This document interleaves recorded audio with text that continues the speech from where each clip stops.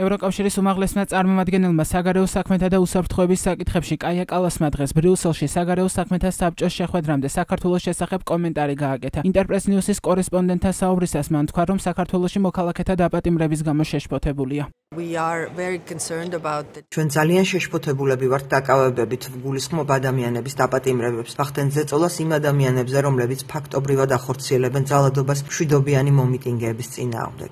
ლიეტუვის საგარეო საქმეთა მინისტრის კესტუტის ბუდრისის შეფასებით საქართველოში დემოკრატიული პროცესები უკან მიდის და ავტორიტარული რეჟიმისკენ იხრება. ბუდრისის თქმით, საქართველოში შექმნილი მდგომარეობიდან გამოსავალი ახალი სამართლიანი არჩევნების ჩატარება. ბუდრისმა კომენტარი ევროსკოპთან გააკეთა.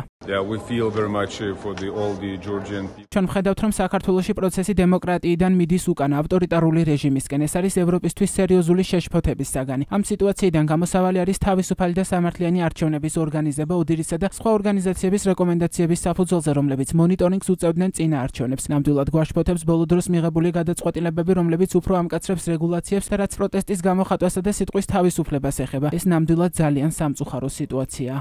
კაია კალასის განცხადება კომენტარის გარეშე არ დაუტოვებიათ ქართულ ოცნებაში. თბილისის მერის კახა კალაძის თქმით, ევროკავშირის უმაღლესი წარმომადგენლის განცხადება ტყუილს ეფუძნება და მას არანაირი ფასი არ აქვს. კალაძე კალასის განცხადებას სისულელეს უწოდებს და ევროკავშირს ურჩევს საკუთარ ქვეყნებს მიხედონ.